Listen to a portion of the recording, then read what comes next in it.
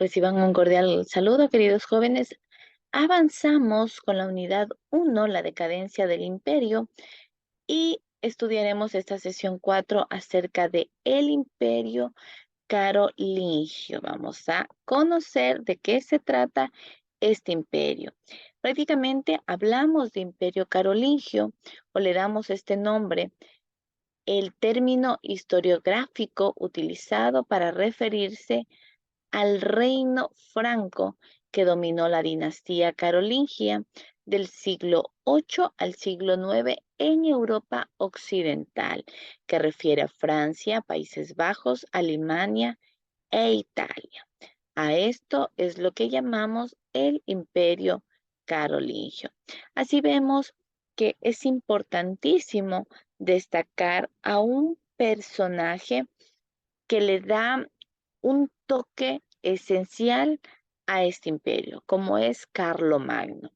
Fue un personaje muy poderoso, inteligente y relativamente culto, que prácticamente se convertiría en una leyenda para la historia posterior, tanto de Francia como de Alemania.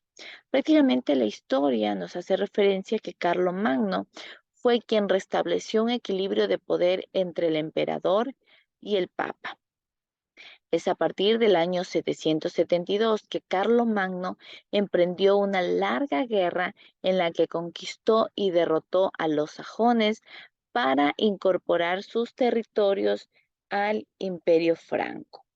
Prácticamente vemos aquí que esta fue una campaña importantísima en la que hace énfasis y se sumó a la práctica de líderes cristianos no romanos que provocaban la conversión de sus vecinos por la fuerza.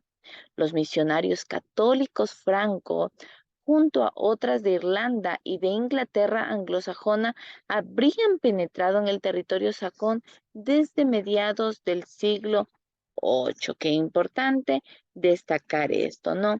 Luego de eso vemos cómo se dan eh, varios sucesos. Carlomagno funda varias diócesis, entre ellas podemos conocer Bremen, Münster, Paderborn, que eran grandes diócesis fundadas por él.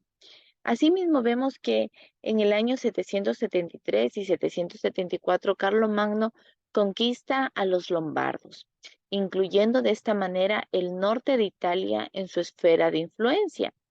Renovó el donativo al Vaticano y la promesa al papado de continuar la protección por parte de los francos. Es decir, él estaba a la mano de lo político y también de lo religioso. De esta manera vemos cómo Carlomagno creó un reino que alcanzaba desde los Pirineos al suroeste, incluyendo de hecho una zona del norte de la península ibérica, pasando por casi toda la Francia moderna, a excepción de Gran Bretaña, y al este la mayor parte de la actual Alemania, lo que incluye el norte de Italia y la actual Francia. Ahora, ¿cuáles fueron las causas para que se desintegre el imperio carolingio? Fueron muchas. Lo que podemos destacar brevemente, las siguientes. Carlomagno no logró dotar a su imperio de una organización política que pudiera subsistir por sí misma. Habían muchas amenazas sobre él, entonces él no hizo un gobierno independiente. Eh, Hablamos de que no existía un ejército permanente en el reino de los francos, sino que había normalmente levas de armas, es decir, había un gobierno militar, un ejército por un tiempo, luego se renovaban por otras personas. Se vivía en una sociedad rural cuya economía era la agricultura. La burguesía no había surgido como una clase social. Eso prácticamente lo vemos afectado en el sentido de que no habían recursos propios para subsistir cada una de las provincias. También nos dice la historia que entre el emperador y los hombres libres cada vez hubo más fuerza, cobró más fuerza la casta intermediaria, como fueron los nobles. Y por último, había escasa comunicación y la poca comunicación que había era deficiente ante el emperador. También vemos que el sucesor de Carlomagno fue su hijo Carlos, quien tenía un gran talento militar, pero Carlomagno había confiado muchas de las misiones, se puede decir que las más difíciles, a él. Prácticamente una vez que muere Carlomagno, sigue en el poder su hijo sucesor, Luis el Piadoso. Así vemos que el territorio prácticamente queda dividido en tres, que se le conocía las marcas, los condados y los ducados. ¿Y qué era esto?